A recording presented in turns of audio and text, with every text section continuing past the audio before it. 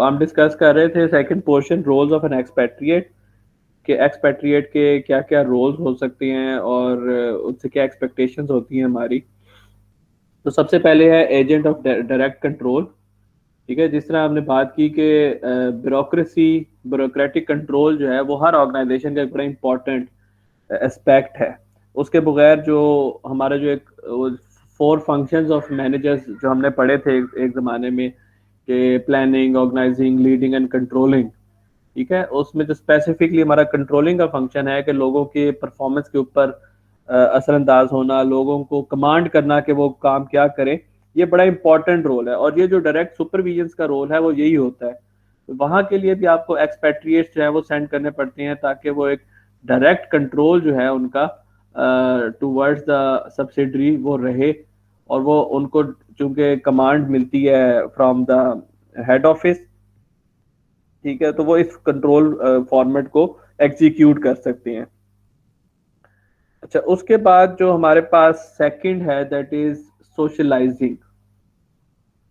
ठीक है, agents of socialising के तौर पे हम उनको भेजते हैं कि वो जिसे कहते हैं ना कि अपने एम्प्लॉयज के साथ एक कॉन्फिडेंस मेंटेन करें, उनके साथ अपनी जो वैल्यूज हैं, स्पेसिफिकली जो कॉरपोरेट वैल्यूज हैं, उन वैल्यूज को उनसे मिल के, उनके साथ बातचीत करके, उनके साथ मीटिंग्स करके, इनफॉर्मल मीटिंग्स या फॉर्मल मीटिंग्स करके या 1-to-1 इंटरेक्शन के जरिए वो वैल्यूज को ट्रांसफर करें। ठीक है, और बेसिकली वैल्यूज के साथ फिर कल्चर भी, ये बड़ा इंपॉर्टेंट एस्पेक्ट है कि जी कल्चर जो है ऑर्गेनाइजेशन का, उसको भी वो ट्रांसफर करें टू द सब्सिडरी।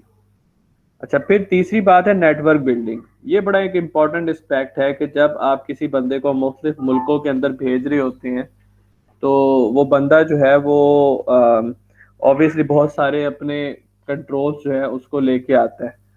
ठीक है, और वो कंट्रोल्स जो है वो कंट्रोल्स नहीं, सॉरी, कॉन्टेक्ट्स जो है वो आपकी ऑर्गेनाइजेशन के लिए बड़े एक पॉजिटिव नेटवर्क का काम करते हैं। आपके ताल्लुकात, अब आपको देखें, बिजनेस एक्सपेंड करने obviously network is very important.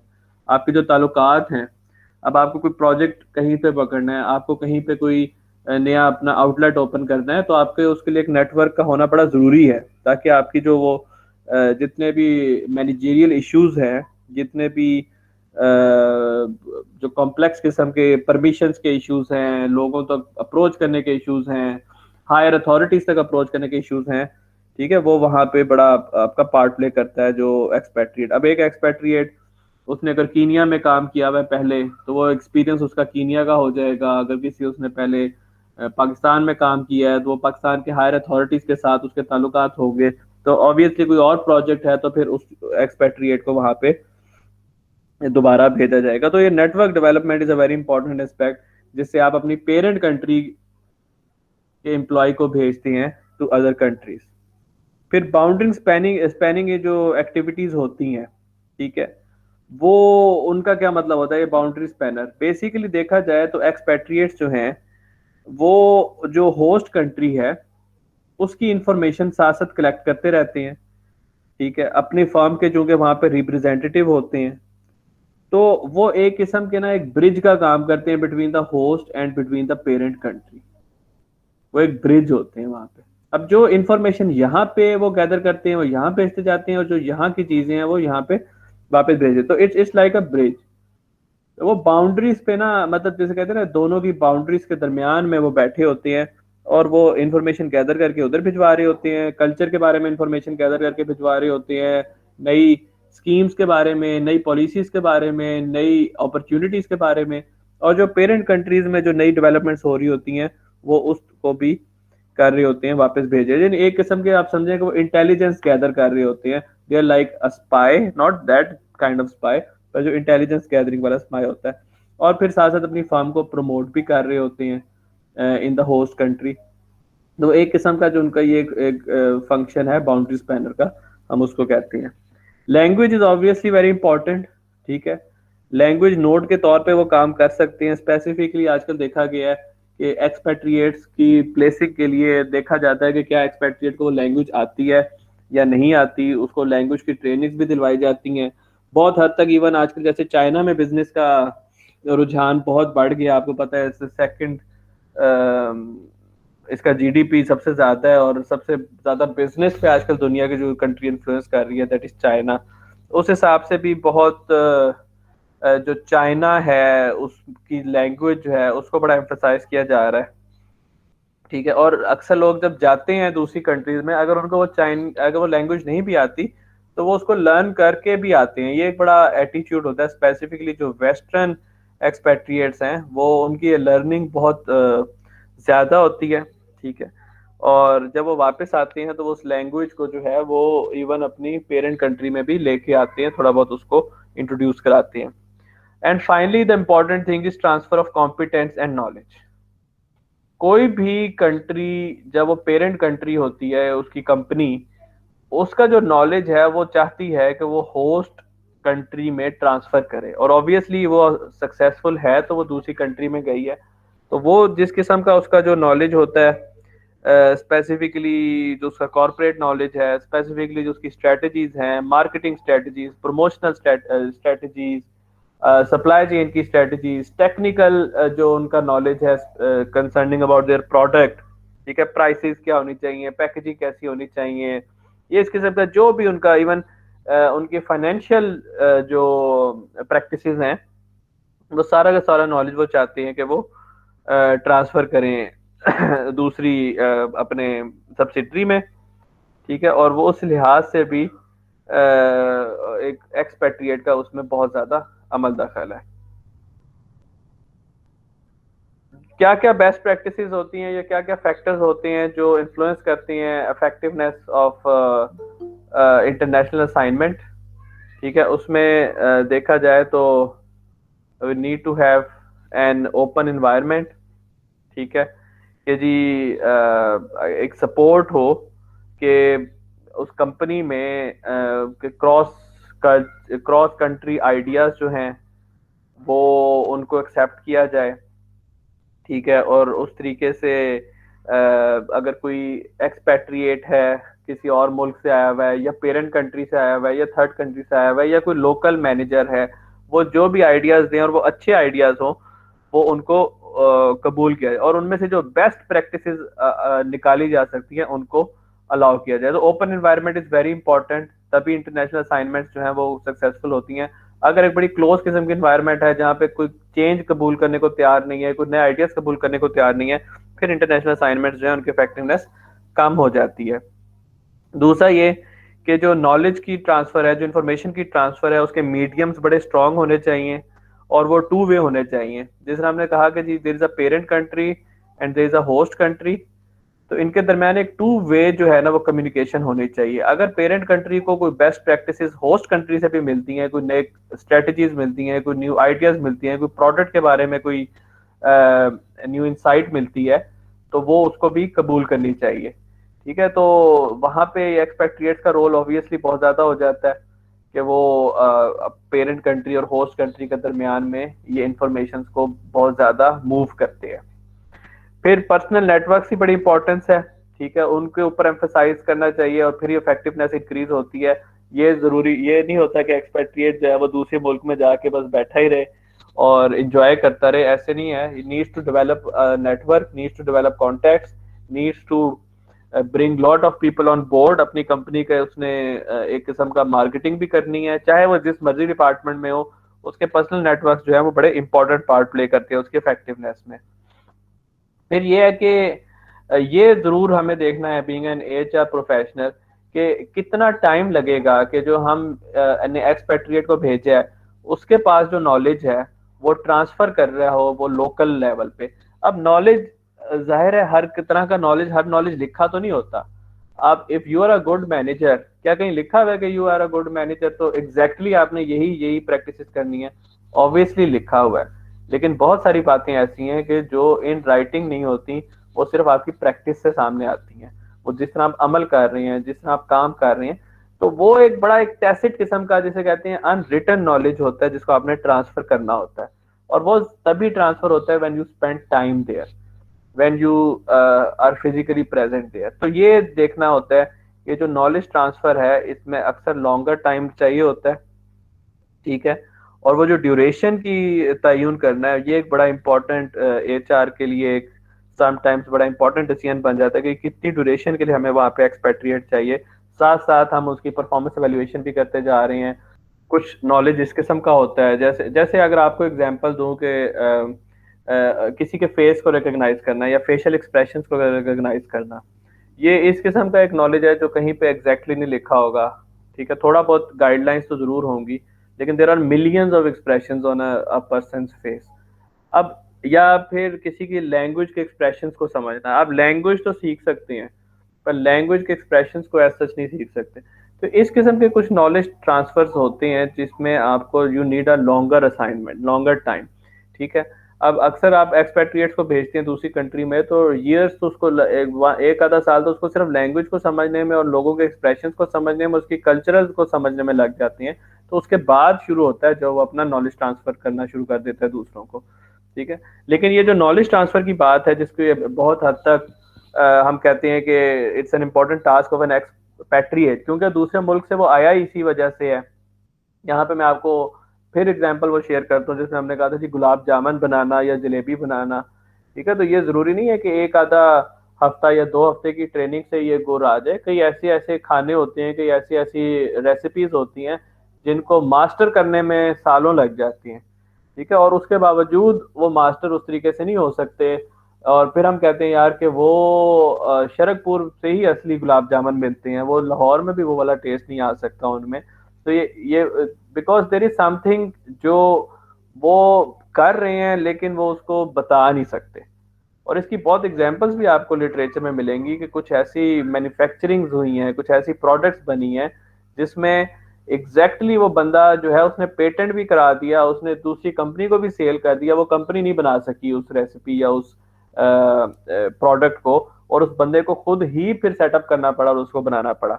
तो ये जो टेसिटनेस आ जाती है नॉलेज में, जो इम्प्लिसिटनेस आ जाती है नॉलेज में, it requires lot of time from transferring from one person to another. और यही सेम अप्लाई होता है जो मैनेजरियल स्किल्स हैं, ठीक है। जो आप एग्जैक्टली आप जितना मर्जी पढ़ लें अबाउट जी how to be a good manager, there is always difference of one person who is more effective and other person is less effective. फिर एक्सपेट्रिएट की एबिलिटीज बहुत मैटर करती हैं कि वो किस हद तक कामयाबी तरीके से अपना नॉलेज डेसिमिनेट यानी ट्रांसफर कर सकते हैं दूसरे लोगों को।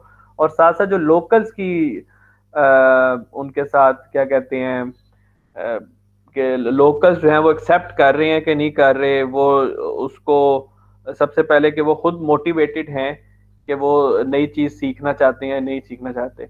तो ये कुछ फैक्टर्स होते हैं जो किसी भी इंटरनेशनल असाइनमेंट्स में इफेक्टिवनेस को डिटरमिन करते हैं कि क्या एक्सपेट्रिएट की असाइनमेंट सक्सेसफुली चल रही है या नहीं चल रही।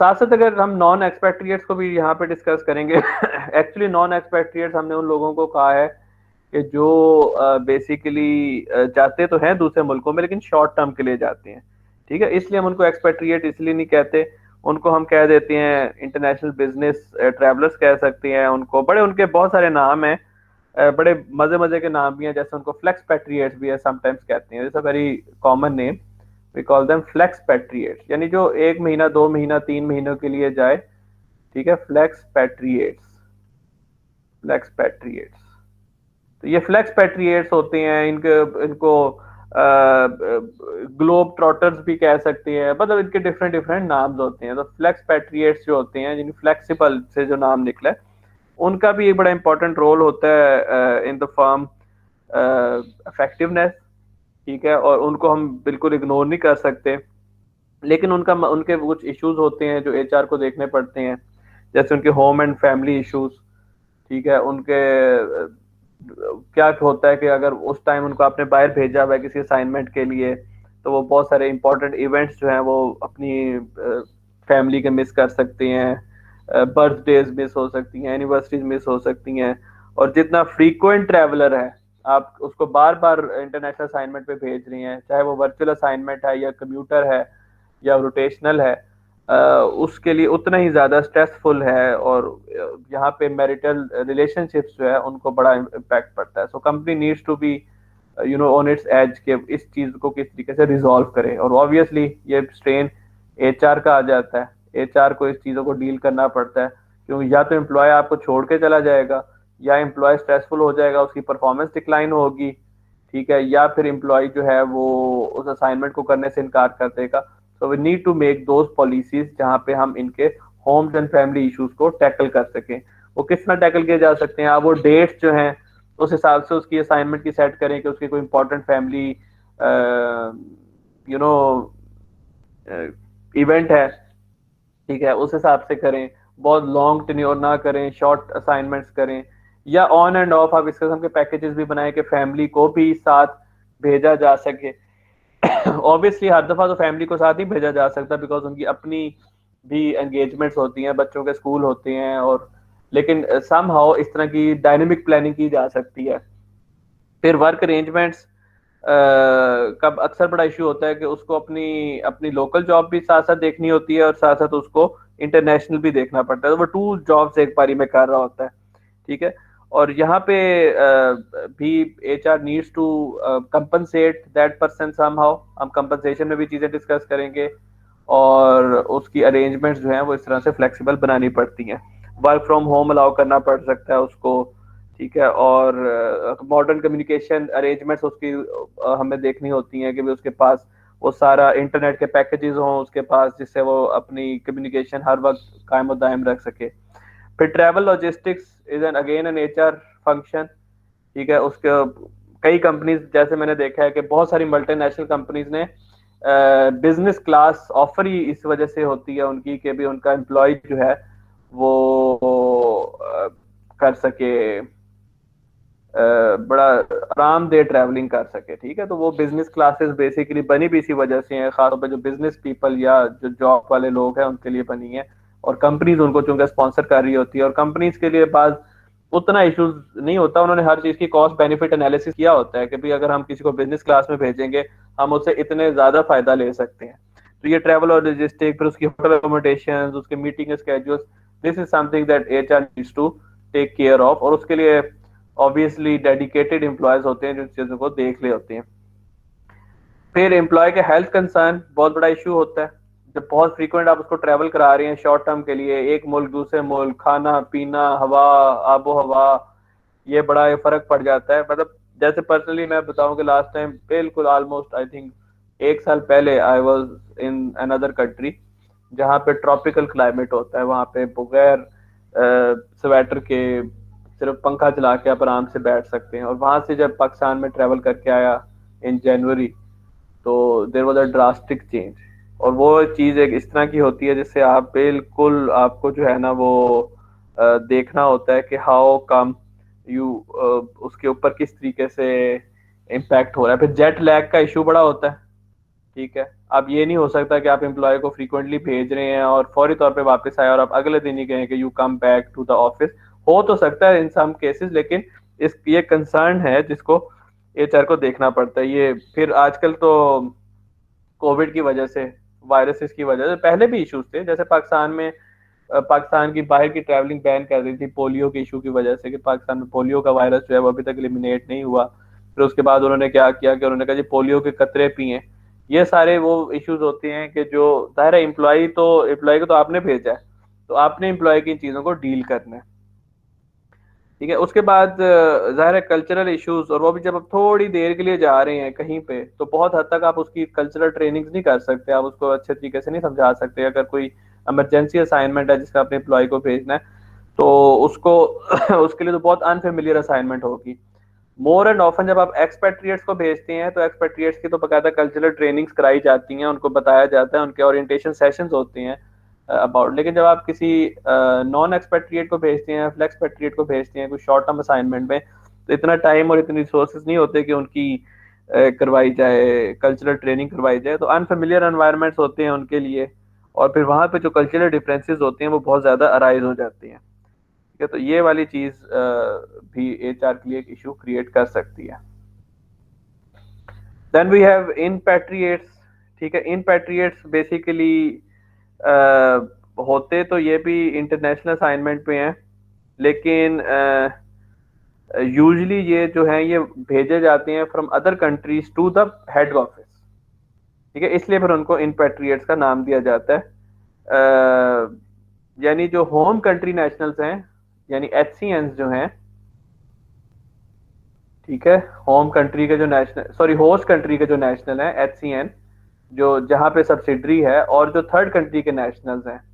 अब तक हमें PCN, HCN और TCN, यानी PCN तो वही थे जो पेरेंट कंट्री के एम्प्लॉयज थे, जिनको जब बाहर भेजा जाता है तो हम उनको कहते हैं कि दे आर द एक्सपैट्रिएट्स। ठीक है, एक्सपैट्स जिन्हें हम कहते हैं। लेकिन जब HCN और TCN को भेजा जाता है इन द पेरेंट कंट्री जहाँ पे हेड ऑफिस है, तो फिर हम इनको कहते हैं इनपैट्रिएट्स। ठीक है, तो ये बड़ी इंटरचेंजेबल किस्म की टर्म्स हैं एक्चुअली। कहते हैं इनको भी अक्सर एक्सपैट्रिएट है, लेकिन जब हम थ्योरेटिकली पढ़ रहे होते हैं तो हम इनको इनपैट्रिएट्स कहते हैं। तो इनपैट्रिएट्स जो है ना, ये बहुत इंपॉर्टेंट पार्ट प्ले करते हैं जब होस्ट कंट्री से आते हैं और दूसरी कंट्री में जाते हैं।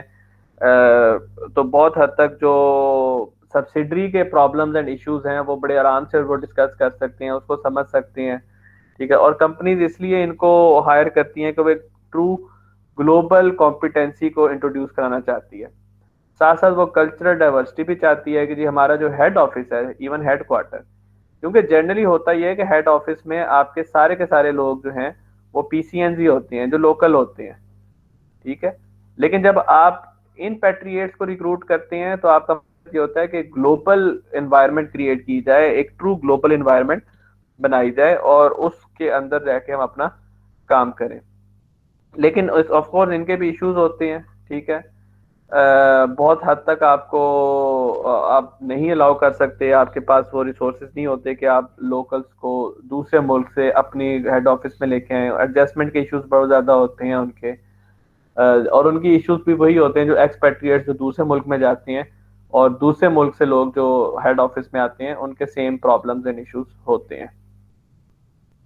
फाइनल ऑलमोस्ट आई थिंक हमारा ये टॉपिक है कि जी रिक्रूटमेंट एंड सिलेक्शन कैसे करनी चाहिए इंटरनेशनल मैनेजर्स की। रिक्रूटमेंट सिलेक्शन का ऑब्वियसली आप एक पूरा कोर्स पढ़ रहे हैं, उसके अंदर बहुत सारी टेक्निक्स आप देख रहे हैं, starting from job design and planning से लेके रिक्रूटमेंट प्रोसेस और फिर सिलेक्शन का प्रोसेस, इंटरव्यूज, टेस्ट, किस किस्म के इंटरव्यूज होने चाहिए, टेस्ट कैसे होने चाहिए, रिक्रूटमेंट के मोड्स क्या हैं, कि ऑनलाइन रिक्रूटमेंट होती है या एडवर्टीजमेंट न्यूज़पेपर में देनी है या किस तरह, या एक इंटरनल रिक्रूटमेंट का भी एक प्रोसीजर होता है कि जिसमें आप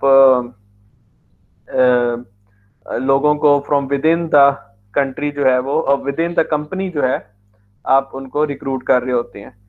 ठीक है, तो ये सारे के सारे प्रोसीजर मोर और लेस एक्सपेट्रिएट्स में भी सेम होते हैं। लेकिन यहाँ पे ये ज़्यादा ट्रेंड देखा गया है कि जो जॉब कैंडिडेट्स हैं वो ज़्यादातर जो हैं वो इंटरनली ही हायर किए जाते हैं। इंटरनली रिक्रूटमेंट का मतलब ये होता है कि जो पहले से जॉब कर रहे होते हैं आपकी हेड ऑफिस में, आपकी पेरेंट कंट्री की उसमें मेन हेडक्वार्टर में, उन्हीं को रखा जाता है आमतौर पे एक्सपेट्रिएट के तौर पे। बहुत कम एक्सटर्नल रिक्रूटमेंट की जाती है, और उसकी वजह भी ये है कि आप अपना बंदा ही वहां पे भेजना चाहते हैं जो एक्सपीरियंस्ड हो। ठीक है, तो एक्चुअली इसको कॉफी टेबल रिक्रूटमेंट भी कहते हैं। इसका ये एक बड़ा मशहूर सा नाम है कि आप लोगों को वहीं से अपने जो मतलब इनफॉर्मली जो मैनेजर है वो डिफरेंट एम्प्लॉयज के साथ मशवरा वगैरह करके उसको बता देता है कि अब आपको दूसरी कंट्री में भेजा जा रहा है क्योंकि आप एक्सपीरियंस हो और आप जो है वो उस काम को चला सकते हो। ठीक है, दूसरी बात यह है कि आप अपनी जो ह्यूमन कैपिटल इन्वेस्टमेंट आपने की हुई है, आपने उस एम्प्लॉय को जो आपके पास पहले से काम कर रहा है उसको बहुत हद तक सिखाया हुआ है, तो आप उस इन्वेस्टमेंट को सिक्योर करना चाह रहे हो। सिलेक्शन रिस्क, नया बंदा क्या पता कैसे काम करेगा, और नया बंदा हायर करके फौरन उसको दूसरे मुल्क में भेज दिया जाए, this is obviously a very risky thing. तो यहाँ पे जो हेड हंटिंग का कॉन्सेप्ट है वो इंटरनली ज्यादा होता है और एक्सटर्नली जो है वो कम होता है। तो this is something that we need to keep in mind about international recruitment. Failures और सक्सेस बेसिकली बड़ा इंपॉर्टेंट होता है आपके लिए, इस चीज़ को कॉस्ट बेनिफिट एनालिसिस करना। ठीक है, फेलियर का मतलब ये होता है कि अपनी असाइनमेंट को कंप्लीट किए बगैर जो है वो वापस आ जाए एक्सपेट्रिएट, यानी प्री मेच्योर रिटर्न हो जाए उसका। और वो ऑब्वियसली अगर एक्सपेट्रिएट फेलियर हो रही है तो this is HR selection failure. ये सिलेक्शन का फेलियर है, एचआर का फेलियर है कि वहां पे उसने बंदा जो है वो ठीक तरीके से क्यों नहीं सिलेक्ट किया था, कि वो जो बाहर भेजा गया था। तो इस चीज को देखना पड़ता है क्योंकि इसके ऊपर एक कॉस्ट भी है। इस कॉस्ट को, जाहिर है डायरेक्ट कॉस्ट है जो आपने उसके ऊपर खर्चा लगाया, एयर फेयर्स का, रिलोकेशन का, सैलरीज का, ट्रेनिंग का।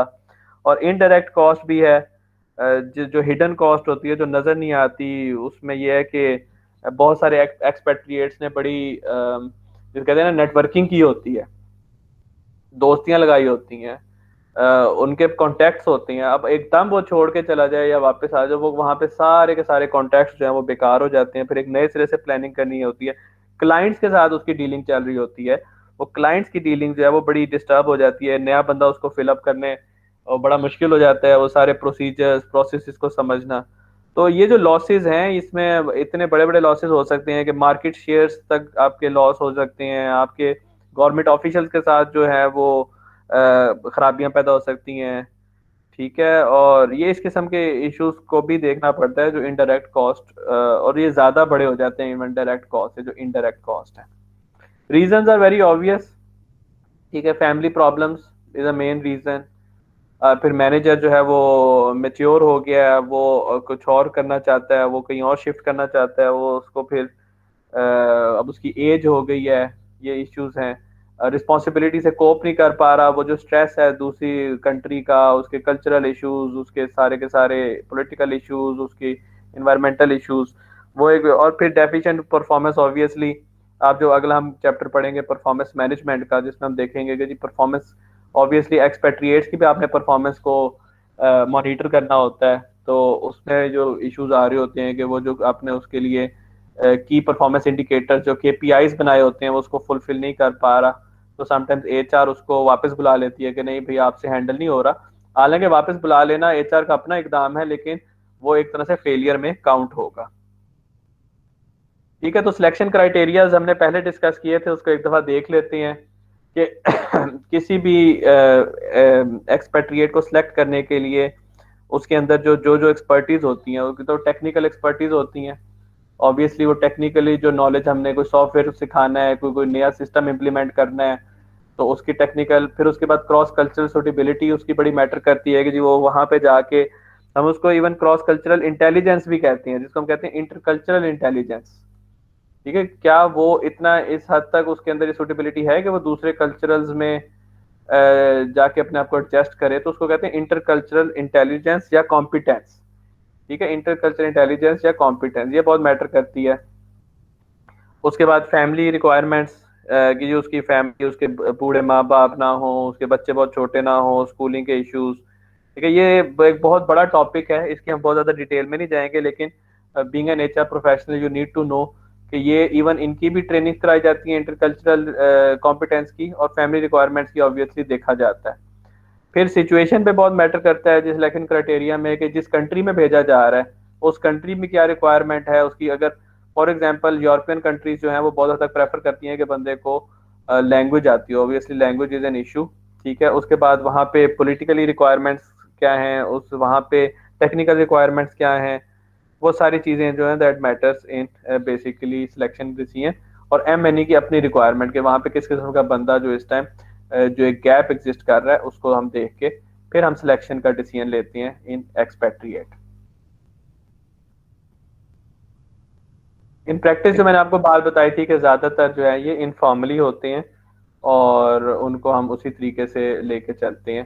ठीक है, यहाँ पे कुछ आप ये जो टास्क एंड एक्सरसाइजेज हैं जो आप रिक्रूटमेंट सिलेक्शन में ज्यादा आप डिटेल में पढ़ोगे, इसको बेसिकली अभी आप इग्नोर कर सकते हो। लेकिन ये जो तरीकाकार हैं कि जी presentation, role play, question, group discussion, case studies के जरिए भी अगर आपने फॉर्मल सिलेक्शन करनी है तो आप इसको यूज कर सकते हैं फॉर्मल सिलेक्शन में। ड्यूअल कैरियर कपल्स, ठीक है, ये मैंने आपको पहले भी बताया था कि जब मियाँ बीवी दोनों जॉब कर रहे हो तो किस तरीके से आप उनको भेज सकते हो दूसरे मुल्क में। तो वहाँ पे अक्सर एचआर ये भी सोल्यूशन निकालता है उसका कि स्पाउस को भी जॉब दिलवा दे दूसरी कंट्री में।